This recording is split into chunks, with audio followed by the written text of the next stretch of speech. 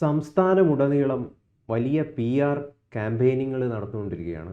അതിൻ്റെ ഭാഗമായിട്ട് നമ്മൾ റോഡിലൂടെ സഞ്ചരിക്കുമ്പോൾ എവിടെയും നമുക്ക് മുഖ്യമന്ത്രിയുടെ തലയെടുപ്പുള്ള മുഖവും ഫ്ലെക്സ് ബോർഡുകളൊക്കെ കാണാം, ഹോർഡിങ്ങുകളൊക്കെ കാണാം. പക്ഷേ പുതുപ്പള്ളിയിൽ, കോട്ടയം ജില്ലയിൽ ഉമ്മൻചാണ്ടിയുടെ മകൻ ചാണ്ടി ഉമ്മൻ വ്യത്യസ്തനാവുന്നത് സൈക്കിളിൽ പ്രചരണം നടത്തിക്കൊണ്ടാണ്.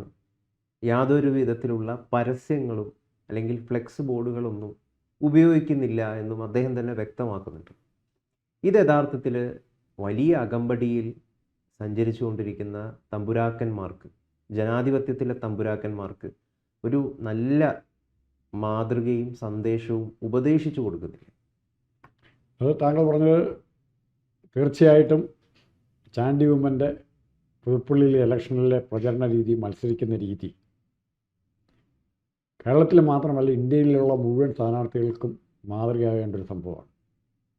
ഇതിനു മുമ്പ് പറയുമ്പോൾ TN ശേഷൻ എന്ന് പറഞ്ഞ ഇലക്ഷൻ കമ്മീഷണറുണ്ടായിരുന്നു. അദ്ദേഹമാണ് ഇലക്ഷൻ കമ്മീഷൻ എന്താണെന്നും അതിന് എന്തുമാത്രം വാല്യൂ ഉണ്ടെന്നും സാധാരണ ജനങ്ങൾക്ക് ബോധ്യപ്പെടുത്തി തന്നത്. ഇദ്ദേഹത്തിൻ്റെ അടുത്ത് തെരഞ്ഞെടുപ്പിൻ്റെ ചെലവിൻ്റെ പരിധി 25 ലക്ഷം അല്ലെങ്കിൽ 10 ലക്ഷം, അത് സ്ട്രിക്റ്റായിട്ട് അന്വേഷിക്കരുത്, അത് അത്രയും കൊണ്ടൊന്നും ചിലവ് നടക്കുകയില്ല എന്ന് പറഞ്ഞപ്പോൾ ഇദ്ദേഹം പറഞ്ഞൊരു മറുപടിയുണ്ട്. നിങ്ങൾ പാർലമെൻറ്റിൽ പാസ്സാക്കിയിട്ട് ചിലവ് എത്ര വേണേൽ കൂട്ടിക്കോ, 25, 50, 1 കോടിയോ 10 കോടിയോ ആക്കിയോ, എനിക്ക് പ്രശ്നമില്ല. നിയമം 25 ലക്ഷമാണെങ്കിൽ ആ 25 ലക്ഷത്തിൽ കൂടുതൽ നിങ്ങൾ ചിലവാക്കാൻ പാടില്ല, അത്ര അയാൾ പറഞ്ഞു. ആ കൂടുതൽ ഒരു കാര്യം കൂടെ പറഞ്ഞു. ഒരു നിയോജക മണ്ഡലത്തിലെ സ്ഥാനാർത്ഥി അറിയപ്പെടേണ്ടത് എങ്ങനെയാണെന്നറിയാമോ? സ്വന്തം നാട്ടിൽ ചെയ്തിരിക്കുന്ന പ്രവൃത്തി കൊണ്ടാണ് അറിയപ്പെടുന്നത്. പബ്ലിസിറ്റി, മൈക്ക് കിട്ടി അനൗൺസ് ചെയ്തെല്ലാം അറിയേണ്ടത്. താങ്കൾ ചെയ്ത ആ നാട്ടിൽ ജീവിച്ച രീതി, ആ നാട്ടിലെ ജനങ്ങളോട് പെരുമാറിയ രീതി, അത്തരം കാര്യങ്ങൾ അറിഞ്ഞിട്ട് വേണം എന്ത് ചെയ്യാൻ. അങ്ങനെ വേണം സ്ഥാനാർത്ഥി അറിയപ്പെടാൻ. ആ ഉപദേശമാണ് കൊടുത്തത്. അങ്ങനെ ചെയ്ത് അറിയപ്പെടുന്ന, എൻ്റെ അറിവിൽ ഞാൻ കേട്ടറിഞ്ഞാണ്, അറിയപ്പെടുന്ന ഒറ്റ സ്ഥാനാർത്ഥി ഉണ്ടായിരുന്നുള്ളൂ. തമിഴ്നാട്ടിൽ DMKയിൽ ഏറാച്ചെഴിയാൻ എന്ന് പറഞ്ഞൊരു മെമ്പർ ഉണ്ടായിരുന്നു, MP. ഇദ്ദേഹം അടിയന്തരാവസ്ഥ കാലത്തെ പാർലമെൻറ്റിലെ ഏറ്റവും നല്ല പ്രസംഗങ്ങളിലൊന്നും ഏറാച്ചെഴിയാൻ്റെതായിരുന്നു. ഏറാച്ചെഴിയാൻ കൃത്യ ഇലക്ഷൻ കമ്മീഷൻ എത്ര രൂപ, 10 ലക്ഷം രൂപ എന്ന് പറഞ്ഞാൽ ഒറ്റ പൈസ കൂടുതൽ ചിലവാക്കിയില്ല. അദ്ദേഹം 3 തിരഞ്ഞെടുപ്പിൽ അങ്ങനെ ജയിച്ചു. 4ാമത്തെ തിരഞ്ഞെടുപ്പിൽ വൈജയന്തിമാല ബാലി എന്ന് പറഞ്ഞ കോൺഗ്രസ് സ്ഥാനാർത്ഥിയോടെ തോക്കുകയും ചെയ്തു, തമിഴ്നാട്ടിൽ തന്നെ. അപ്പോൾ ഈ 2 സംഭവങ്ങൾ, അതിൻ്റെ മാതൃക അത് തമിഴ്നാട്ടിലൊക്കെ വ്യാപകമായി ചർച്ച ചെയ്യപ്പെട്ടു. പക്ഷേ പിന്നീട് ഒരു രാഷ്ട്രീയ കക്ഷിയും ഉത്തരവാദിത്വ ബോധത്തോടെ അത്തരം കാര്യങ്ങളുമായിട്ട് മുമ്പോട്ട് പോകാൻ തയ്യാറായില്ല. കേരളത്തിൽ ഇപ്പം ഇദ്ദേഹത്തിനോടൊപ്പം തന്നെ ചിലവ് ചുരുക്കി പ്രവർത്തിക്കുന്ന വേറെ ആളുകൂടിയുണ്ട്, കുറച്ചുകൂടെ വിവാദ നായകനാണ് ജി സുധാകരനും ചാണ്ടി ഉമ്മനും ചിലവ് ചുരുക്കി പ്രവർത്തിക്കുന്നതെന്ന് പറയുന്നത് അവർ ജയിക്കോ തോക്കോ എന്ന് സംഭവിച്ചോട്ടെ, പക്ഷേ ഇലക്ഷൻ പ്രചരണം ഇങ്ങനെയാണ് നടത്തേണ്ടത് എന്ന് നമ്മളെ പഠിപ്പിക്കുകയാണ്, നമുക്ക് കാണിച്ചു തരികയാണ്. തീർച്ചയായിട്ടും ഇവിടെ ഇപ്പം നമുക്കറിയാം, പുതുപ്പള്ളി എന്ന് പറയുന്നത് ഉമ്മൻചാണ്ടിയുടെ കോട്ടയാണ്. 53 വർഷമാണ് ഇപ്പോൾ കേരള ചരിത്രത്തിൽ തന്നെ അങ്ങനെ ഒരു നിയമസഭാ മണ്ഡലത്തിൽ തുടരെ ഒരാൾ ജയിക്കുക എന്ന് പറയുന്നത് അപൂർവമാണ്. ഉമ്മൻചാണ്ടിക്കാണ് അതിൻ്റെ നേട്ടം എന്ന് പറയുന്നത്. അവിടെയാണ് അച്ഛൻ്റെ ഒരു പാരമ്പര്യം ഉൾക്കൊണ്ടുകൊണ്ടാണ് ചാണ്ടി ഉമ്മൻ അവിടെ മത്സരിക്കുന്നത്. തീർച്ചയായിട്ടും അദ്ദേഹം വിജയിക്കും, ഭൂരിപക്ഷം വലിയ രീതിയിൽ വർദ്ധിപ്പിക്കും എന്ന കാര്യത്തിൽ സംശയമില്ല. പക്ഷെ താങ്കളിപ്പോൾ പറഞ്ഞ പോലെ തന്നെ അദ്ദേഹത്തിൻ്റെ പ്രചരണ രീതി എന്ന് പറയുന്നത് വ്യത്യസ്തമാവുകയാണ്. അദ്ദേഹം വലിയ കയറ്റമുള്ള റോഡുകളിലൂടെയൊക്കെ ഒരു ചെറിയ സൈക്കിളുമായിട്ട് ജനങ്ങളെ കണ്ടുകൊണ്ട് വോട്ട് അഭ്യർത്ഥിച്ച് നടക്കുകയാണ് ചെയ്യുന്നത്. ഇവിടെ നമ്മുടെ നിലവിലെ വലിയ സംസാര വിഷയം എന്താണ്?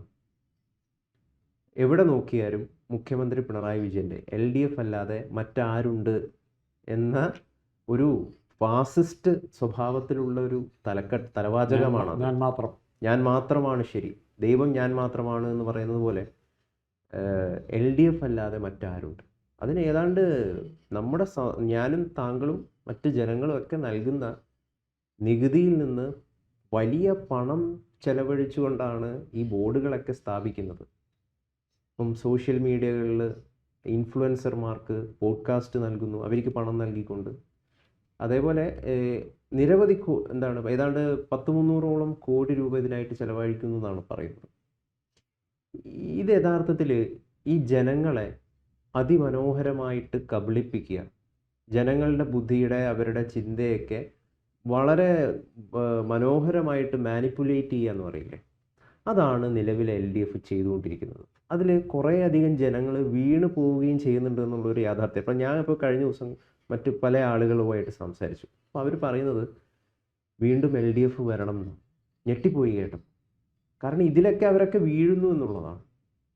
അല്ല, കുറേ ആൾക്കാർ ഉറപ്പായിട്ട് ഈ പരസ്യത്തിൻ്റെ പുറകെ പോകുന്നവരുണ്ടാവും. ഇപ്പോൾ നമ്മൾ പത്രത്തിൽ കാണാറില്ലേ, പുലിയെ പിടിച്ച് തോൽപ്പിച്ച കൊച്ച്.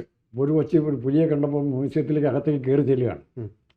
ആ സിനിമയുടെ ചിത്രം കിടക്കുകയാണ്.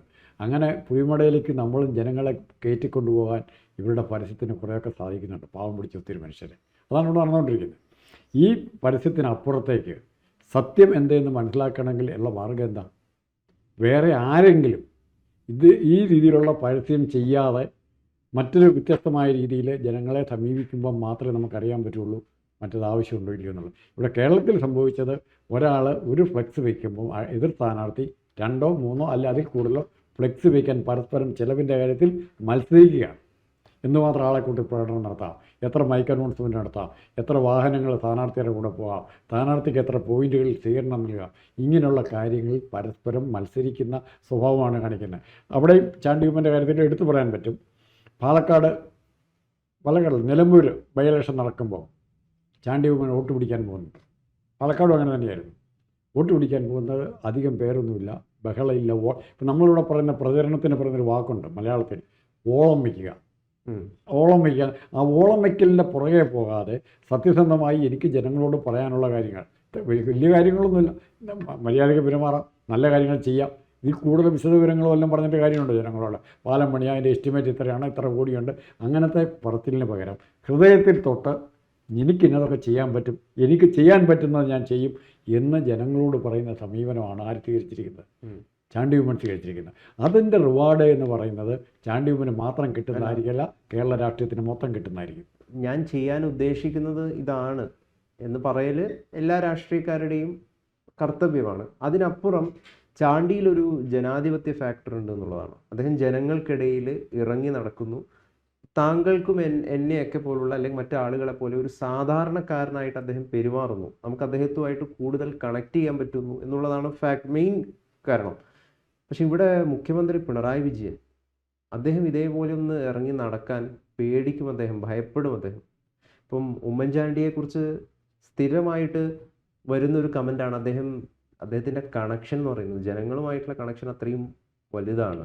അദ്ദേഹം ഏതെങ്കിലും ഒരു സ്ഥലത്ത് ഒരു കടയിൽ, ഇപ്പം ഇവിടെയുള്ള ഏതെങ്കിലും ഒരു സാധാരണ കടയിൽ ഇറങ്ങിച്ചെല്ലാൻ ഉമ്മൻചാണ്ടിക്ക് ഭയം ഉണ്ടാവില്ല. ഉമ്മൻചാണ്ടി ആരും ആക്രമിക്കുകയും ചെയ്യില്ല. പക്ഷേ നമ്മുടെ മുഖ്യമന്ത്രി പിണറായി വിജയന് ഭയം ഉണ്ടാകും. അദ്ദേഹത്തിന് അത്തരത്തിലുള്ള പല രീതിയിലുള്ള പ്രശ്നങ്ങളും ഉണ്ടാകും. അവിടെയാണ് കാര്യങ്ങൾ മുഴുവൻ. നിങ്ങൾക്ക് എന്താണ്, ജനങ്ങൾക്ക് യഥാർത്ഥത്തിൽ എന്താണ് അവർ ആഗ്രഹിക്കുന്നത്? അവരാഗ്രഹിക്കുന്നത് ഫാസിസമാണോ, ഡോമിനേഷനാണോ, അതോ ജനാധിപത്യമാണോ? ഇതാണ് പ്രബുദ്ധ കേരളം തീർച്ചയായിട്ടും ചർച്ച ചെയ്യേണ്ടത്. അല്ലാതെ നിലവിൽ വികസനത്തിന് പിന്നാലെ പായുകയല്ല വേണ്ടത്. നിങ്ങൾക്ക് ഫാസിസ്റ്റ് ഭരണത്തെയാണോ വേണ്ടത്? നിങ്ങളെ ഒരാൾ അടിമയാക്കി നിങ്ങളെ ഡോമിനേറ്റ് ചെയ്യുന്നതാണോ നിങ്ങൾക്കിഷ്ടം? അതോ ജനാധിപത്യമാണോ നിങ്ങൾക്കിഷ്ടം? എൻ്റെ ഒരു മനസ്സിലാക്കലിനനുസരിച്ചിട്ട് നിലവിൽ ജനങ്ങൾ ആഗ്രഹിക്കുന്നത് അവരെ ഡോമിനേറ്റ് ചെയ്യുന്ന ഒരു വലിയ പവർ സ്ട്രക്ചർ അവർക്ക് മുകളിൽ വേണം. തങ്ങൾ അടിമയായിട്ട് നിലനിൽക്കാൻ ഇവിടെ ഈ നാട്ടിലുള്ള ഒരുപാട് ജനങ്ങൾ ആഗ്രഹിക്കുന്നുണ്ട് എന്നുള്ളതൊരു പച്ചയായിട്ടുള്ള സംരക്ഷണ കവചം. അതെ, വാസ്തവമാണ്. ഒരു സംരക്ഷണ കവചമായിട്ട് നമ്മളെ പ്രൊട്ടക്റ്റ് ചെയ്യാൻ ഒരു രാജാവ് വേണം. നമുക്കൊരു രാജാവാണ് വേണ്ടത്. അതിശക്തനായിട്ടുള്ള, അജാനബാഹുവായിട്ടുള്ള ഒരു രാജാവ് എൻ്റെ ഒരു നേതാവായിട്ട് വേണമെന്ന് ജനം ആഗ്രഹിക്കുന്നു. ഇക്കാലത്തെ എൻ്റെ ഏറ്റവും വലിയ, താങ്കളുടെ കൺസെപ്റ്റിൻ്റെ ഏറ്റവും വലിയ ഉദാഹരണം ട്രംപാണ്. ട്രംപ് ഇപ്പം നമുക്കൊക്കെ ട്രംപിനോട് വിരോധം തോന്നും. പക്ഷേ അമേരിക്കൻ ജനങ്ങൾ കൂടുതൽ ട്രംപിനോട് അടുത്ത് വരുവാണ്. നഷ്ടപ്പെട്ട അമേരിക്കയെ വീണ്ടെടുക്കുകയാണ്. മേക്ക് അമേരിക്ക ഗ്രേറ്റ് അഗെയിൻ എന്നുള്ള മുദ്രാവാക്യം അമേരിക്കൻ ജനത സ്വീകരിച്ചു. പക്ഷേ ഇവിടെ താങ്കൾ ഉമ്മൻചാണ്ടിയുടെയും പിണറായി വിജയൻ്റെയും കാര്യം പറഞ്ഞു. അത് ഒന്ന് കമ്പയർ ചെയ്തതിൽ വ്യത്യാസം പെട്ടെന്ന് മനസ്സിലാവും. ഒരു കമ്മ്യൂണിസ്റ്റ് സങ്കല്പമുണ്ട്, മാവോ ഡിഫൈൻ ചെയ്ത സങ്കല്പം. ഒരു പൊതുപ്രവർത്തകൻ എങ്ങനെയായിരിക്കണം? അതായത് വെള്ളത്തിൽ, ജലത്തിൽ മത്സ്യം എങ്ങനെ നീന്തി കളിക്കുന്നു അതുപോലെ യാതൊരു പ്രശ്നവും കൂടാതെ ജനങ്ങളുടെ ഇടയിൽ പ്രവർത്തിക്കാൻ പറ്റുന്നവനായിരിക്കും പൊതുപ്രവർത്തകൻ. ആ അർത്ഥത്തിൽ ചാണ്ടി ഉമ്മനും കമ്മ്യൂണിസ്റ്റ് ചരിത്രവും പിണറായി വിജയന് ആ ചരിത്രമല്ല ഉള്ളത്. വെള്ളത്തിലെ മത്സ്യം പോലെ പിണറായി വിജയന് ജനങ്ങളുടെ ഇടയിൽ നടക്കാൻ പറ്റില്ല. കോട്ടകൾ കെട്ടി ആ കോട്ടയ്ക്കകത്ത് സ്വയം വിരിഞ്ഞു മുറുക്കി ഇരിക്കാൻ മാത്രമേ പിണറായി വിജയന് പറ്റുള്ളൂ. അതാണ് ഇവിടുത്തെ തകരാറ്. അത് മാറിക്കഴിഞ്ഞാൽ, ആ കാഴ്ചപ്പാട് മാറി അതിനൊരു തുടർച്ച, ഒരു ഓപ്പണിങ്, എല്ലാത്തിനും ചില ചിറകൾ പൊട്ടിച്ചു വിടണം, എങ്കിലേ വെള്ളം ഒഴുകി പോവുള്ളൂ. അത് ചീത്ത വെള്ളമാണെങ്കിലും നല്ല വെള്ളമാണെങ്കിലും ആ ചിറകൾ പൊട്ടിക്കാനുള്ള ഒരു എളിയ ശ്രമമാണ് ആര് നടത്തിക്കൊണ്ടിരിക്കുന്നത്? ഒരുപക്ഷെ ചാണ്ടി ഉമ്മനും ജി സുധാകരൻ നടത്തും. അത്തരം ശ്രമങ്ങളെ കേരളത്തിലെ പൗരബോധമുള്ള ജനങ്ങൾക്ക് രാഷ്ട്രീയം നോക്കാതെ, ഏത് രാഷ്ട്രീയം നോക്കണം, രാഷ്ട്രീയം നോക്കാതെ പ്രോത്സാഹിപ്പിക്കാം. പുതുപ്പള്ളിയിലെയും അമ്പലപ്പുഴയിലെയും UDF സ്ഥാനാർത്ഥികളെ പിന്തുണയ്ക്കാം. അവരേത് പാർട്ടി ആയിക്കോട്ടെ, ഈ ഒറ്റ കാര്യം ചെയ്യുന്നതുകൊണ്ട് മാത്രം. നാളെ അവരെന്തും ചെയ്തോട്ടെ, ആ സമയത്ത് നമുക്ക് എതിർക്കാം. പക്ഷേ ഇപ്പോൾ ഈ ഒരു കാര്യത്തിന് അവരെ നമ്മൾ സപ്പോർട്ട് ചെയ്യാൻ ധാർമ്മികമായി ബാധ്യസ്ഥരാണ്. ഇതിപ്പോൾ ഈ സൈക്കിൾ വഴിയുള്ള പ്രചരണം ഇപ്പം ലോകത്ത്, ഇപ്പോൾ ഡച്ച് പോലുള്ള രാജ്യങ്ങളിൽ അവിടെയുള്ള മുൻ പ്രധാനമന്ത്രി, അങ്ങനെയുള്ള ആൾക്കാരൊക്കെ, അദ്ദേഹത്തിൻ്റെ പേര് ഞാൻ വിട്ടുപോയി, ഇത്തരത്തിൽ സൈക്കിളിലായിരുന്നു എത്രയോ വർഷങ്ങൾ ഓഫീസിൽ വരിക പോവുകയൊക്കെ ചെയ്തിട്ടുണ്ടായിരുന്നു. ഇപ്പോൾ ഇവിടെ ആലപ്പുഴ മെഡിക്കൽ കോളേജിലൊരു ഡോക്ടർ ഉണ്ടായിരുന്നു. അദ്ദേഹം നിരന്തരമായിട്ട് ഈ സൈക്കിളിലായിരുന്നു സഞ്ചരിച്ചുകൊണ്ടിരുന്നത്. ഇങ്ങനെയുള്ള പല ലോകരാജ്യങ്ങളിലും ഇതൊരു മാതൃകയാക്കിയിട്ടുള്ളതാണ്. ഏറ്റവും വലിയ സാഹിത്യകാരൻ B. കുഞ്ഞിരാമൻ നായർ അതെ സൈക്കിളിൽ തന്നെ കേരളം എക്കോ ഫ്രണ്ട്ലി വെഹിക്കിളാണ്. അതേപോലെ തന്നെ ഡൽഹിയിലൊക്കെ ഇപ്പോൾ ആളുകൾ അത് യൂസ് ചെയ്യാൻ തുടങ്ങിയിട്ടുണ്ട്, പൊല്യൂഷൻ്റെ കാരണം. ഡെൻമാർക്കിലെ ദേശീയ വാഹനം എന്ന് വേണം പറയാം സൈക്കിളിനെ. അതെ, ഭൂരിഭാഗം ജനങ്ങൾ സൈക്കിളാണ് ഉപയോഗിക്കുന്നത് ഡെൻമാർക്കിൽ. അത് ഇപ്പോൾ ഇവിടെ ഈ ഏറ്റവും കൂടുതൽ ചിലവ് നടത്തിയ 50ഉം 60ഉം കാറുകളുടെ അകമ്പടി മന്ത്രിയായി കഴിഞ്ഞാലും അല്ലെങ്കിലും തെരഞ്ഞെടുപ്പ് കാലത്തും ഇത്രയും വാഹനങ്ങളുടെ അകമ്പടിയോടെ ഈ വാഹനത്തിൻ്റെ തൊട്ട് പിന്നാലെ വരുന്നു എന്നും പറഞ്ഞുള്ള അനൗൺസ്മെൻറ്റുമായിട്ട് കാതടപ്പിക്കുന്ന ശബ്ദം നടത്തി ഈ പ്രചരണ രംഗത്തിൻ്റെ ഒരു മാറ്റം, ശാന്തതയുടെ ഒരു കുളിർമ നൽകാൻ പറ്റിയെങ്കിൽ അത് ചെറിയ നേട്ടമല്ല, വലിയ നേട്ടം. ഇതിലിപ്പോൾ ചാണ്ടി ഉമ്മൻ ചോദിക്കുന്നുണ്ട്, കണ്ണൂർ വിമാനത്താവളം, കൊച്ചിൻ ഇൻ്റർനാഷണൽ എയർപോർട്ട്, അതേപോലെ വിഴിഞ്ഞം പദ്ധതി, കൊച്ചി മെട്രോ, ഇതൊക്കെ ആരുടെ കാലത്താണ് യഥാർത്ഥത്തിൽ വിഷൻ ആരുടേതായിരുന്നു ആസൂത്രണം ചെയ്യപ്പെട്ടിട്ടുള്ളത്? എന്താണ് LDFനെ അത്തരത്തിൽ മുമ്പോട്ട് വയ്ക്കാനുള്ള ഒരു പുതിയതായിട്ടുള്ള പദ്ധതി? എന്താണ്? അവർക്കൊന്നുമില്ല. ഇതിൻ്റെയൊക്കെ പതാകവാഹകരായി അല്ലെങ്കിൽ ഇതിൻ്റെയൊക്കെ പിതൃത്വം ഏറ്റെടുത്തുകൊണ്ട് അവർ വികസന കാഴ്ചപ്പാട് മുമ്പോട്ട് വെക്കുകയാണ്. വിഴിഞ്ഞം ആരാണ് ആദ്യം കൊണ്ടുവന്നത്? ആരാണ് ഇനിഷ്യേറ്റീവ് എടുത്തത്? ആരാണ്? ഇപ്പോൾ കേരളയിലാണ് അവർ വലിയ രീതിയിൽ പ്രൊജക്റ്റ് ചെയ്യാൻ ശ്രമിച്ചത്. അത് പക്ഷേ ജനങ്ങൾ തന്നെ മഞ്ഞക്കുറ്റി വലിച്ചെറിഞ്ഞു. ഇപ്പോൾ പിന്നെ പുള്ളിനുള്ളത് K-ഫോൺ ആണ്. ആ K-ഫോണിൻ്റെ നമുക്കറിയാം എന്താണ് സ്ഥിതി എന്നുള്ളത്. അപ്പോൾ എന്താണ് അവർക്ക് യഥാർത്ഥത്തിൽ മുമ്പോട്ടായിട്ട് പ്രൊജക്റ്റ് ചെയ്ത് വെക്കാനുള്ളത്? ലൈഫ് മിഷൻ ആയിരിക്കും അവർക്ക് മുമ്പോട്ടായിട്ട് പ്രൊജക്റ്റ് ചെയ്ത് വെക്കാനുള്ളത്. ലൈഫ് മിഷൻ എന്താ സംഭവിച്ചിരിക്കണമെന്ന് അറിയാമല്ലോ. കെട്ടിടങ്ങൾക്കൊന്നും ഇതുവരെ താമസിക്കാൻ പറ്റിയിട്ടില്ല മനുഷ്യന്. കെട്ടിടം പണിതിട്ടുണ്ട് കുറേ. ഇപ്പോൾ ചൂരൽമലയിലും അതേ പ്രശ്നങ്ങൾ പൂർണ്ണമാക്കിയിട്ടില്ല.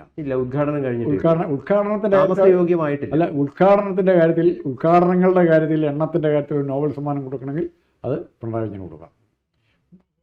വിഷ്വലൈസ് ചെയ്ത് നടത്തി ഒരു കല്ല് പാറയുടെ മുകളിൽ നാരായണത്തോളം ചെയ്യുന്ന പോലെ ഒരു പാറയുടെ മുകളിൽ കൊണ്ടുവച്ചിട്ട് ആ കല്ലങ്ങ് തട്ടിവിട്ടാൽ തന്നെത്താൻ പോക്കോളും.